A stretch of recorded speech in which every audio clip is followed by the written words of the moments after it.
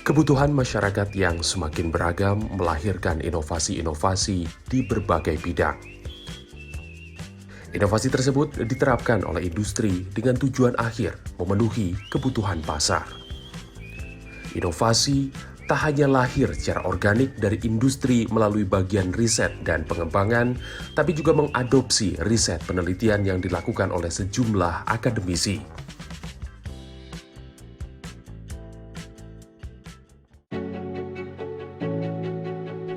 Lalu bagaimana yang terjadi di Indonesia?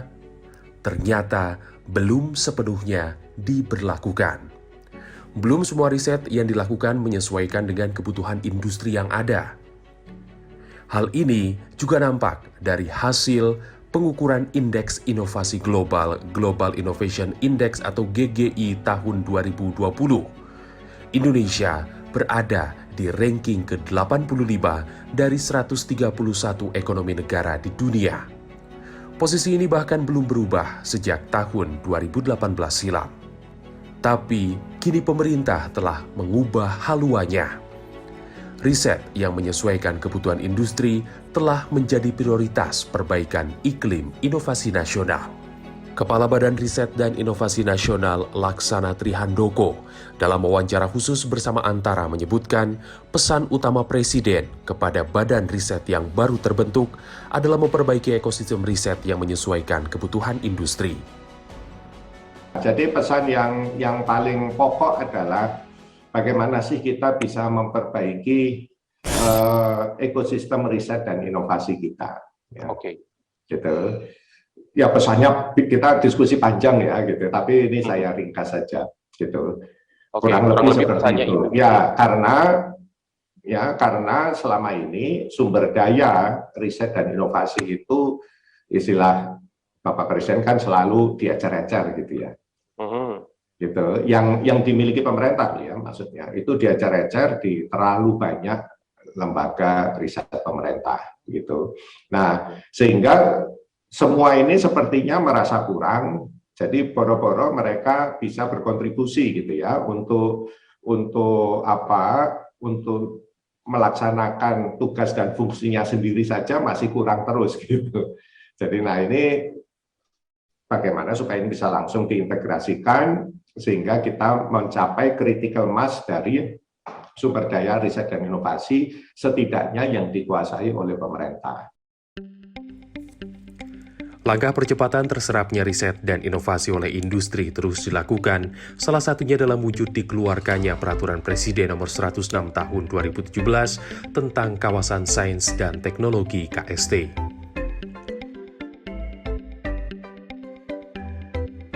Dalam regulasi itu, Kawasan Sains dan Teknologi atau KST memiliki pengertian wahana yang dikelola secara profesional untuk mengembangkan dan mendorong pertumbuhan ekonomi secara berkelanjutan.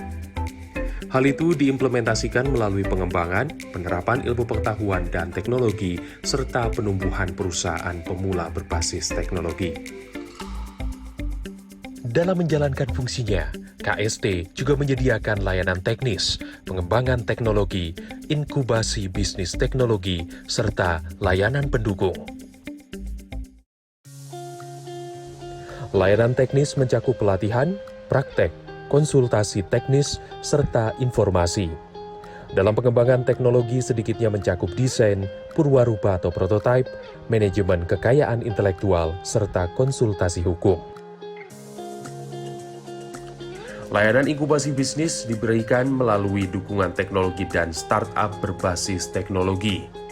Sementara itu, layanan pendukung diberikan dalam bentuk fasilitas produksi skala terbatas, ruang kantor, dan ruang konferensi, seminar, serta pameran.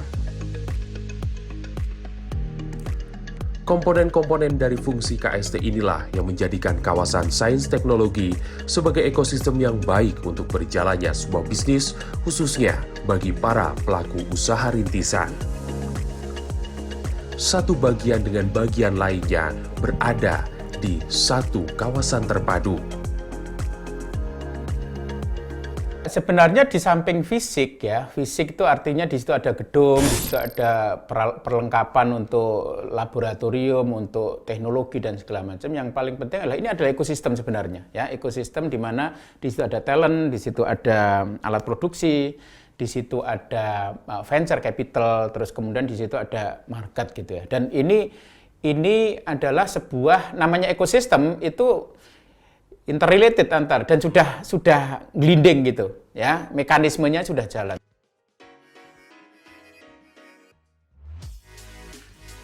Kawasan Sains dan Teknologi menjadi salah satu program prioritas nasional untuk bidang pemberdayaan masyarakat dan kebudayaan atau PMK di tahun 2021. Kawasan Sains dan Teknologi ini secara khusus mengoptimalisasi kerjasama triple helix antara universitas, pemerintah, dan pelaku industri. KST yang masuk program prioritas pun terpilih hanya dari 4 universitas nasional ternama, yaitu Institut Teknologi Bandung, Institut Pertanian Bogor, Universitas Indonesia, dan Universitas Gadjah Mada. Keempat kawasan sains dan teknologi unggulan itu didorong untuk memiliki kualitas global, sehingga suatu saat nanti bisa disejajarkan dengan kawasan sains dan teknologi terkemuka dunia. Memfokuskan Teknopark pada bidang-bidang unggul. Jadi tadi itu, supaya kita bisa kelas dunia, mestinya riset itu yang kita lakukan tidak ada tempat lain, ada keunggulan komparatif.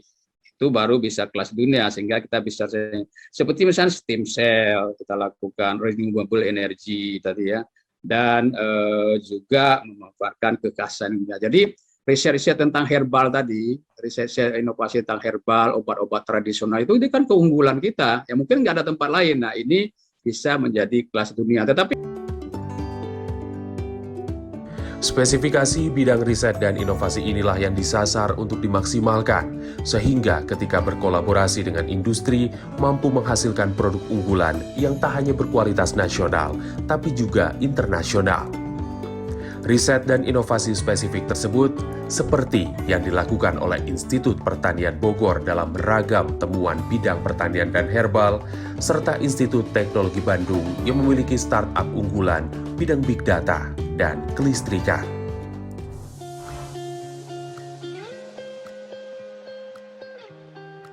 Selamat datang di jantung Provinsi Jawa Barat, Kota Bandung. Kota sejuk dan asri di bumi Priangan yang kerap juga disebut sebagai kota kreatif karena melahirkan banyak inovasi khususnya dari para generasi muda. Kreativitas melalui karya inovasi itu semakin terarah ketika berada di jenjang perguruan tinggi. Seperti di Institut Teknologi Bandung misalnya. Di Institut Teknologi inilah lahir beragam karya inovasi berbasis ilmu pengetahuan yang menjadi solusi dari sejumlah problem yang ada. Tercatat ratusan produk inovasi karya insan ITB lahir setiap tahunnya. Ratusan karya inovasi itu bernaung di bawah Lembaga Pengembangan Inovasi dan Kewirausahaan LPIK ITB. Lembaga yang ada sejak tahun 2010 ini didirikan untuk mendorong pemanfaatan hasil penelitian di perguruan tinggi khususnya di ITB. LPIK ITB terus berkembang dari tahun ke tahun, tak hanya jumlah perusahaan rintisan yang bernaung, tapi juga manfaat yang dirasakan masyarakat. Nah, 4 klaster ini begitu kita fokuskan ternyata luar biasa. Kerjasama industri kita meningkat dengan pesat, jumlah pelamar startup di ITB luar biasa pesat. Nah, dengan begitu kita membutuhkan wadah nih, Innovation Park atau STP ini harus menjadi lebih lembaga. Tahun 2017, keluarlah SK Rektor ITB di mana LPIK sebagai pengelola kawasan Sains dan Teknopark di ITB. Dari 6 produk inovasi tahun 2015, tahun 2020 sudah mencapai 200 produk inovasi. Bersinergi dengan industri nyatanya telah dilakukan oleh ITB sejak beberapa tahun silam. Hal ini sejalan dengan pemerintah yang fokus mengembangkan KST dengan skema triple helix. Beragam kegiatan yang melibatkan kolaborasi kampus, industri, dan pemerintah digelar. ITB CEO Net di antaranya. Event tahunan kampus ini mempertemukan pemerintah dan para pemimpin perusahaan berbagai tingkatan, termasuk pengusaha rintisan, untuk saling berbagi, menciptakan peluang, dan menumbuhkan usaha. Acara ini menjadi salah satu ajang kolaborasi Triple Helix yang harapannya menumbuhkan ekosistem usaha yang mampu mendukung perekonomian nasional. Setelah seleksi kembali dilakukan, muncullah beberapa nama perusahaan startup yang akhirnya berhak mengikuti proses inkubasi di inkubator bisnis selama kurun waktu tertentu. Dalam inkubator ini, mereka digembleng dari segala sisi untuk menajamkan tujuan bisnis hingga nantinya produk yang dihasilkan memenuhi kriteria pasar, diantaranya bisa diproduksi massal.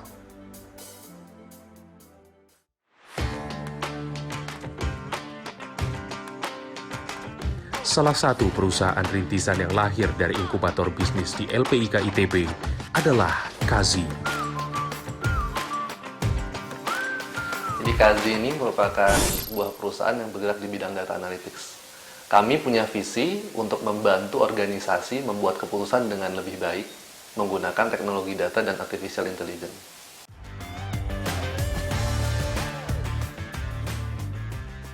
Kazi yang berdiri sejak tahun 2016 silam ini terus berinovasi melakukan pembaharuan agar selalu relevan. Skala bisnis yang meluas ditandai dengan semakin banyaknya pekerjaan, yang artinya harus menambah jumlah karyawan serta finansial perusahaan yang terjamin meski di tengah pandemi COVID-19.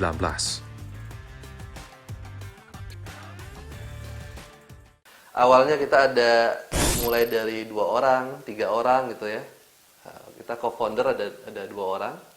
Sekarang ada sekitar 50 lebih ya yang ada di perusahaan Kazi. Jadi awal mulanya kita dari inkubator. Jadi kalau di masa pandemi kan cash is king ya. Nah kalau startup lain mungkin dia ada runway gitu kan, cash is king-nya itu habis, cash-nya itu habis. Tapi kami selalu punya mindset bahwa cash kami ini harus bisa support minimal sekian tahun. Jadi kalau dalam kondisi sekarang paling nggak setahun itu kita sudah selalu spare ada 1 tahun, kalau kita nggak ada revenue kita tetap bisa hidup. Seiring dengan berkembangnya bisnis, jumlah mitra yang bekerja sama juga semakin banyak dengan skala yang lebih besar. Salah satu mitra utama Kazi adalah PT Telkom Indonesia. Nah, tentu saja ketika mendalami kapabilitas ini, salah satu indikasinya, salah satu parameternya adalah parameter apakah kami bisa membuat bisnis di atas kapabilitas tersebut. Nah, ketika kita lakukan pendalaman ternyata bisa, ya kemudian kita lanjut. Jadi salah satu parameter utamanya apakah kita bisa create bisnis di atas kapabilitasnya rekan kita yang dari startup ini.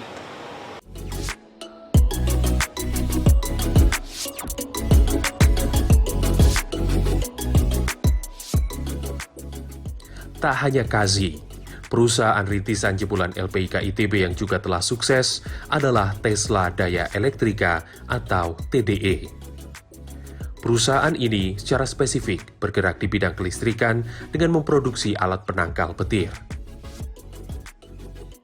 Setelah kami melakukan studi juga, PT Tesla Daya Elektrika bersama Pak Joko Darwanto melakukan studi, waktu itu ternyata 30% gangguan yang terjadi di tower transmisi itu memang disebabkan oleh sambaran petir. Jadi karena ini menyumbang ya cukup besar ya persentasenya atau mayoritas, dan memang selama ini juga solusi yang diterapkan PLN itu mayoritas juga masih menggunakan produk-produk dari luar.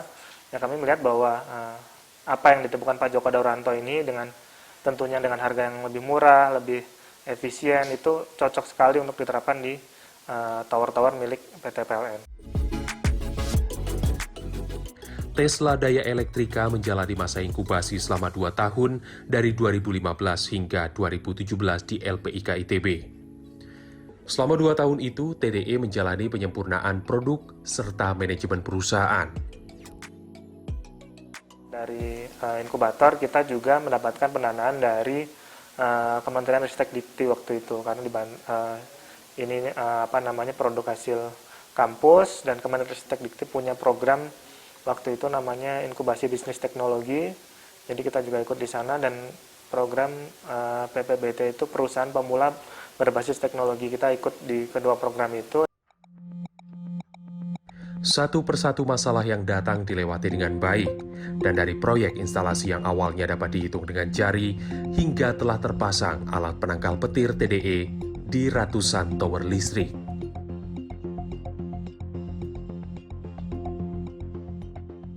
Untuk sampai tahun 2021 ini ada sekitar 550 tower lebih yang sudah kita pasang seluruh Indonesia. Jadi dulu kita di awal-awal memang sulit sekali ya meyakinkan konsumen atau PLN dalam hal ini untuk mencoba produknya dulu saja. Bahkan belum kita kasih charge waktu itu, belum bayar, untuk coba saja. Karena ini termasuk objek vital ya di tower, takutnya kita coba malah bermasalah, malah kita yang menimbulkan gangguan. Jadi kan untuk meyakinkan kita juga perlu proses dan studi waktu itu, kajian, sampai PLN yakin mau.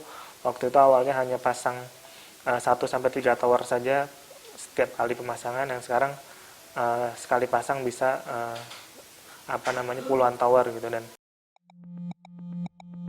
Dan sebagai mitra, PLN Unit Induk NTT menyebutkan TDE memiliki kesiapan yang baik dalam bidang pemasangan alat penangkal petir. Untuk PT TDE ini kami dari PLN UNTT mendapatkan garansi Pak ya.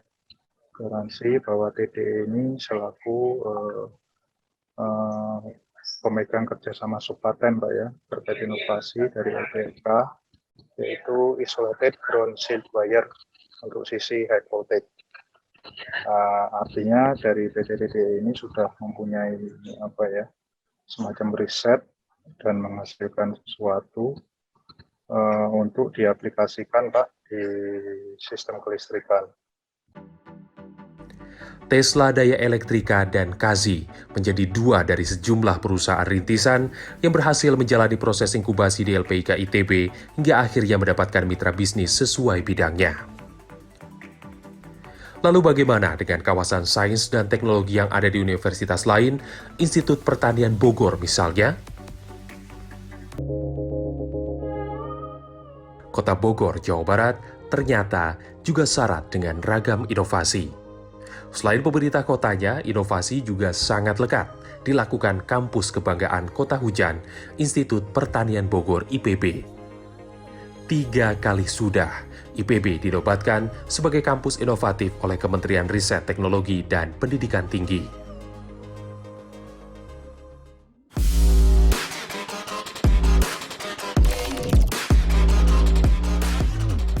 Saat ini berbagai inovasi di IPB berada di bawah naungan Lembaga Kawasan Sains dan Teknologi LKST atau Science Technopark.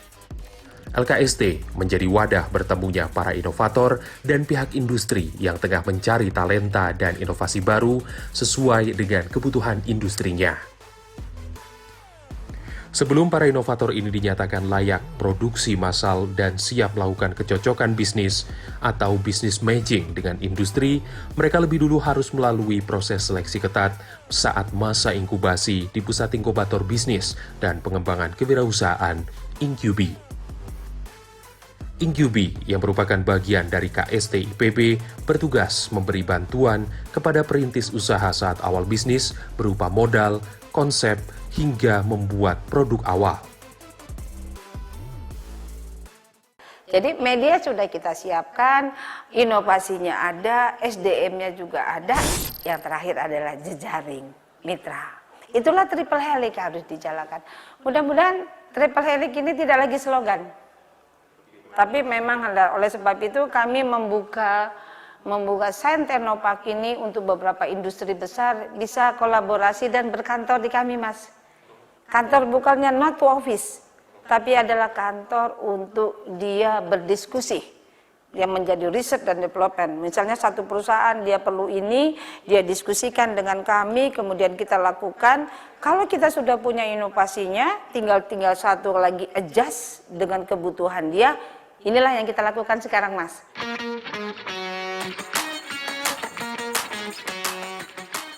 Dua dari sejumlah perusahaan rintisan serta inovator unggulan LKST adalah Weinhold International dengan produk dari daun torbangunya dan Haniwijaya sebagai inventor produk glukodiam. PT Weinhold ini sudah berdiri sejak 2018, jadi memang fokus kami itu di bidang terbangun.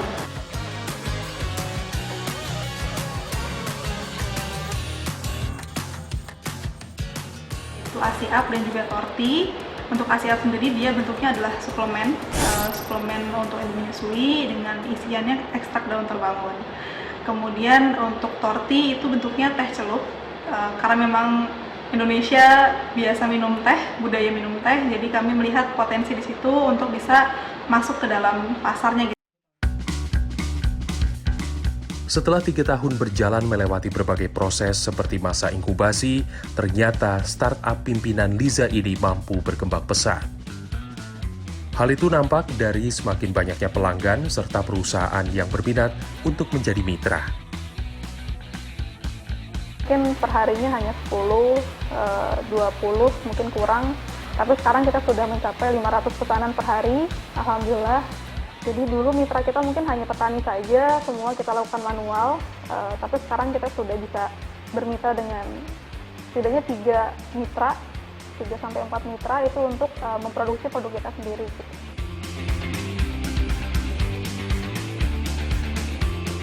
Dia percaya bahwa produk dari STWI ini adalah sesuatu yang luar biasa begitu. Nah, terbukti bahwa katakan teman-teman di WHI ini ya itu bisa mewujudkan bekerja sama dengan pengelola minat laut itu untuk katakan pasar yang lebih luas ya. Contohnya sekarang ini begitu.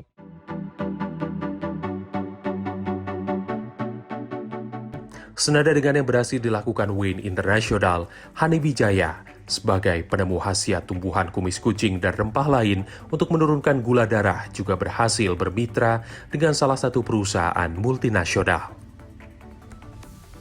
Paten penemuannya itu berhasil digunakan perusahaan tersebut untuk menciptakan produk bernama Glucodiab. Jadi glukodiab ini sekarang adalah dalam bentuk konsentrat, merupakan obat tradisional dikenalnya ya. Walaupun pada awalnya sebetulnya minuman ini lebih dikembangkan sebagai minuman fungsional. Seperti kita tahu, kita mempunyai banyak sekali warisan budaya, salah satunya adalah jamu.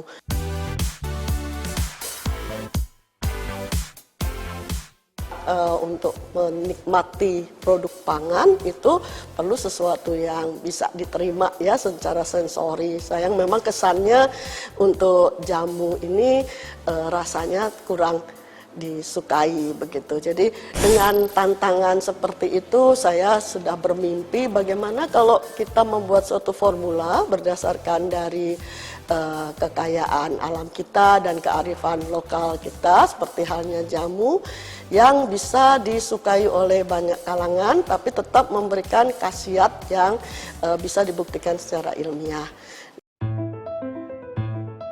Penemuan khasiat rempah yang diolah menjadi produk penurun gula darah ini sangat diapresiasi oleh perusahaan yang menjadi mitra. Jika selama ini khasiat herbal hanya sebatas lisan, namun untuk yang satu ini telah teruji klinis dari penelitian.